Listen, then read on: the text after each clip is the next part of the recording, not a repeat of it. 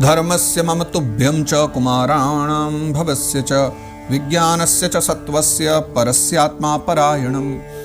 अब ब्रह्मा बाबा कह रहे हैं कि नारद जी औरों की तो क्या कहें। धर्मस्य, धर्म, मम यानी मैं, तुभ्यम यानी तुम, कुमाराणाम सनकादिक मुनि है ना, और भवस्य च यानी शंकर भगवान तक भी, विज्ञानस्य च सत्वस्य परस्यात्मा परायणम, विज्ञान, अंतःकरण, भगवान भोलेनाथ, मैं ब्रह्मा, तुम नारद, सनकादिक मुनि, ये सब के सब जो हैं स्वयं धर्म, ये सब भगवान के ही आश्रित हैं, यानी भगवान के चित्त के आश्रित हैं, यानी भगवान के चित्त में यानी हृदय में समाये हुए हैं हम सब के सब। अहम भवान भवश्चैव त इमे मुनयोग्रजा सुरासुर नरानागा खगा मृग सरीसृपाः।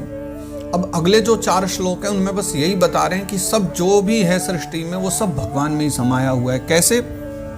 अहम मैं, भवान तुम, भवश्चैव भगवान शंकर, त इमे मुनयोग्रजा यानी जो मुनिजन हो गए, उनके भाई बंधु अग्रज आदि हो गए, सुरासुर नरा देवता मनुष्य और राक्षस, नागा यानी नागजन, खगा यानी उड़ने वाले पक्षीजन, मृग यानी मृग आदि, और सरीसृपा रेंगने वाले सर्प आदि है ना। और उसके पश्चात गंधर्वाप्सरसो यक्षा रक्षो भूतगणो रगाः पशवः पितरः सिद्ध्या विद्याध्राश्चारणाद्रुमाः।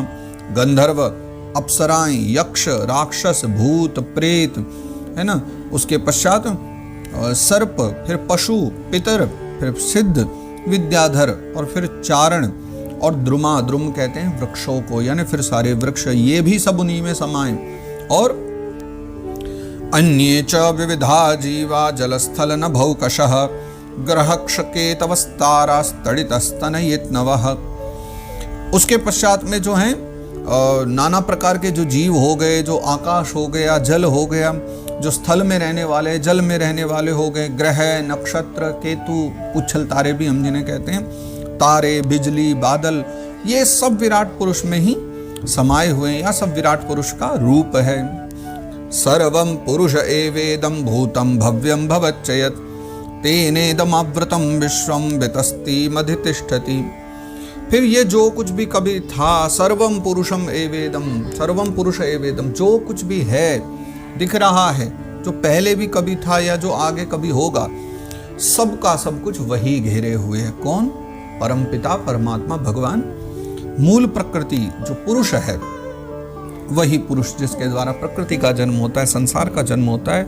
ये सब का सब जो है ना, उसके 10 अंगुल परिमाण में कहा गया, जिसे हमारे यहाँ दशांगुल न्याय भी कहा जाता है।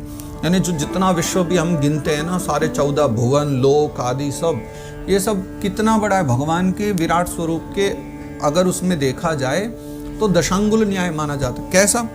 पढ़ते हैं थोड़ा सा, इसमें एक स्थान पर आया भी है कि जितनी बड़ी हमारी पृथ्वी है ना, ये पूरी पृथ्वी कितनी बड़ी, आप एक बार गूगल कर लेना, कितनी पूरी बड़ी पृथ्वी है, जो मानव ने विचार किया। पृथ्वी से 10 गुना होता है जल, जल से 10 गुना होती है अग्नि, अग्नि से 10 गुना होती है वायु, वायु से 10 गुना होता है आकाश, और आकाश से 10 गुना होता है अहंकार, और अहंकार से 10 गुना ज्यादा होता है महत्तत्व, और महत्तत्व से 10 गुनी जो है वो मूल प्रकृति है। और वो जो मूल प्रकृति है, वो पूरी की पूरी मूल प्रकृति भगवान के सिर्फ एक चरण में समाई हुई है। इसे दशांगुल न्याय कहा जाता है। यानी भगवान के एक चरण में वह मूल प्रकृति पूरी की पूरी समाई हुई है, और मूल प्रकृति के अंदर कितना कुछ, पूरा विश्व, पूरा ब्रह्मांड समाया है पूरी मूल प्रकृति में। यानी एक ब्रह्मांड नहीं, जो अनेकों ब्रह्मांडों की रचना है, वो सब की सब मूल प्रकृति में है।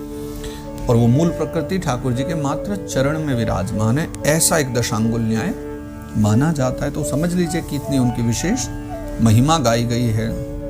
स्वधिष्ण्यम प्रतपन प्राणो बहिश्च प्रतपत्यसौ एवं विराजम प्रतपंस्तपत्यंतर बहि पुमान।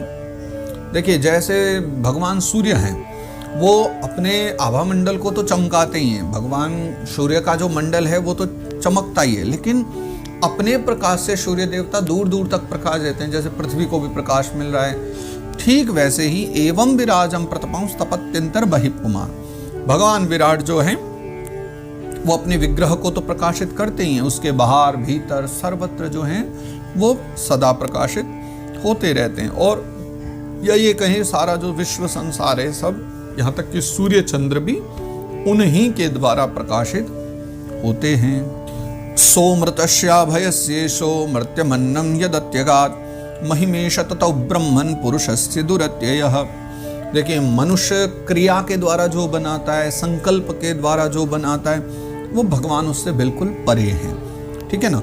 और यही कारण है कि कोई भी उनकी महिमा का पार नहीं पा सकता, क्योंकि अमृत और मोक्ष को देने वाले एकमात्र वही हैं, अभय पद को देने वाले वही हैं, और अभय पद को देने का कोई भी अधिकारी नहीं है। इसलिए कोई भी उनकी महिमा का पार नहीं पा सकता।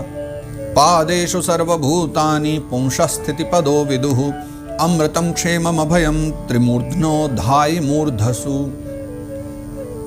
सारे के सारे फिर जितने हमने लोगों की चर्चा करी तो ऐसा ही अनुभव हुआ ना, ऐसा प्रतीत हो रहा है कि जो कुछ भी है, जैसा भी है, वो सब का सब भगवान के मात्र एक चरण में, पाद मात्र में, पादेषु सर्वभूतानि, मात्र जो है एक चरण में भगवान के सारा विश्व जगत मात्र जो है समाया हुआ है। अंश मात्र में ही सारे लोग बसे हुए हैं, उसी में प्राणी निवास करते हैं। भू भूवर लोक, स्वरलोक, महरलोक, ये ऊपर ये सब हैं। और उसके ऊपर फिर जनलोक, तपलोक, सत्यम लोक भी कहा है। और उनमें क्रमशः क्या विराजता है? अमृत, क्षेम, अभय, इन सब का नित्य निवास भी उन लोकों में रहता है। किन की कृपा से? उन्हीं नारायण की कृपा के द्वारा। पादास्त्रयो बहिश्चासन्न प्रजानां य आश्रमाः अंतस्त्रिलोक्यास्त्वपरो गृहमेधो बृहद्व्रतः। फिर जनलोक, तपलोक और सत्यम लोक जो माने गए, इन तीनों में ना ब्रह्मचारी, वानप्रस्थ और सन्यासी निवास करते हैं। दीर्घकालीन ब्रह्मचर्य से रहित जो गृहस्थ लोग हैं ना, वो तो भूलोक में, भूवरलोक में और स्वरलोक में अपने अपने कर्मों के अनुसार गति पाते हैं और वहीं निवास करते हैं। श्रुति विचक्रमे विश्वं शासनानसने उभे यद विद्या च पुरुषस्तु भयाश्रयः। बड़े ध्यान से श्लोक समझना। शास्त्रों में हमारे दो प्रकार के व्यक्ति के मार्ग बतलाए, मुक्ति मार्ग। एक है अविद्यारूप कर्म मार्ग, जो होता है सकाम पुरुषों के लिए, जिन्हें कुछ चाहिए उनके लिए अविद्यारूप कर्म मार्ग होता है। दूसरा होता है उपासना रूप विद्या का मार्ग, अविद्यारूप कर्म का मार्ग और विद्यारूपी उपासना का मार्ग, जो निष्काम उपासक हैं उनके लिए होता है। देखो, मनुष्य दोनों में से किसी एक का भी आश्रय ले ले, दोनों से कल्याण है। लेकिन अगर अविद्यारूप जो कर्म मार्ग को व्यक्ति ग्रहण करेगा तो दक्षिण मार्ग से वो जो है भोग प्राप्त कराने वाले उन स्थानों को पा जाएगा, लोकों को पा जाता है ना। और अथवा उत्तर मार्ग से जो यात्रा करेगा तो मोक्ष प्राप्ति कराने वाला है। कर्म मार्ग में व्यक्ति पड़ेगा, अविद्यारूपी कर्म मार्ग, तो भोग मिल जाएंगे। उपासना रूपी विद्या मार्ग में पड़ेगा तो उसको मोक्ष मिलेगा। लेकिन यहाँ क्या कहते हैं? पुरुषस्तु भयाश्रय।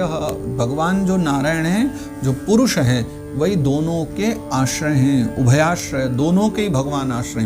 तो आप मार्ग भले ही कोई भी पकड़ लो, लेकिन भगवान पुरुषोत्तम दोनों के आधारभूत हैं, तो वस्तुतः सामने तो खड़े वही मिलेंगे। इसलिए आप कोई भी कर्म अपना सकते हैं। इसलिए तो ये नहीं कि उपासना से ही मिले। अगर कोई व्यक्ति दृढ़ कर्मठ है, कर्म में भी अगर अविद्या जनित कर्म में ही क्यों न फंसा हो, लेकिन कर्म भी ठीक से कर रहा है ना, तो इसलिए तो कहते हैं कि भैया कर्म भी करते रहो तो वो भी अच्छा है। पूजा भी कर्म ही है, क्योंकि सेवा भी करो, वो भी एक कर्म पूजा के समान है, क्योंकि सामने वहां भी वही नारायण खड़े होंगे। इसलिए ऐसा हम लोग कहते हैं। यस्मादंडम विराट जज्ञे भूतेन्द्रिय गुणात्मकः तद्द्रव्यमत्यगाद विश्वम गोभिः सूर्य एवातपन। बड़ा सहज सा इसका अर्थ है कि जैसे आपने देखा होगा कि सूर्य देवता पृथ्वी को प्रकाशमान कर रहे हो, चंद्र को कर रहे हो, अनेकों तारों को प्रकाशित कर रहे हो। लेकिन अद्भुत बात यह है कि इन सबको प्रकाशित कर रहे हैं, उनको प्रकाश दे रहे हैं, लेकिन फिर भी सूर्य उनसे परे है, उनसे दूर है ना। सूर्य को सीधा सीधा उनसे कोई और लेना देना नहीं है, बस वो प्रकाश दे रहे हैं। ऐसे ही भगवान के द्वारा ये सारा सृष्टि रची जा रही है, सब प्रकाशित किए जा रहे हैं, और इतना सब होने के बाद भी भगवान उन सबसे अतीत हैं, उनसे परे हैं, उन सबसे दूर हैं। वो तो कोई साधना के बल पर या विद्या जनित उपासना के बल पर ही उन भगवान को प्राप्त कर पाता है। यदास्यनाभ्यान नलिना दहमासं महात्मनः नाविदं यज्ञ संभारान पुरुषावयवाद्रुते। ब्रह्मा जी कह रहे हैं नारद बाबा को कि हे नारद बाबा, यदास्यनाभ्यान नलिना दहमासं महात्मनः, हे महात्मा नारद, मैं जब प्रकट हुआ ना भगवान नारायण के नाभि कमल से, इनके नाभि से कमल निकला, उस कमल से मेरी उत्पत्ति हुई। लेकिन जब मैं प्रकट हुआ तब मुझे यज्ञ के लिए कोई सामग्री मैं ढूंढ रहा था, तो सिवाय भगवान के अवयवों के मैंने कुछ देखा ही नहीं। यानी ब्रह्मा जी इस बात का कंफर्मेशन दे रहे हैं कि जिस समय मैं प्रकट हुआ था, औरों की तो मैं क्या कहूँ, लिखी पढ़ी बात क्यों कहूँ, ब्रह्मा जी कहते हैं कि मैं जब प्रकट हुआ, जब मैंने देखा कि मैं यज्ञ आदि करूं या कुछ तो करूं, मुझे चारों ओर सिवाय भगवान के कुछ भी नहीं दिखा। भगवान के अवयव ही अवयव चारों ओर थे, इससे अतिरिक्त मुझे कहीं भी कुछ भी कोई सामग्री यज्ञ की नहीं मिली। यानी ये क्या कंफर्मेशन है कि ब्रह्मा जी ये बताना चाह रहे हैं, इसका मतलब पहले कुछ भी नहीं था, जो कुछ भी है सब बाद में प्रकट हुआ है, और वो भी कुछ मेरे द्वारा, जो इनकी कृपा से मैंने किया है। तो ये सब सृष्टि बाद में हुई, लेकिन मैं जब प्रकट हुआ तब सिवाय नारायण के कुछ भी नहीं था। अब क्योंकि सृष्टि में पहला मैं ही हूँ, तो इसका मतलब मुझसे पहले बस यही विद्यमान थे, जो सदा सर्वदा विद्यमान रहते हैं।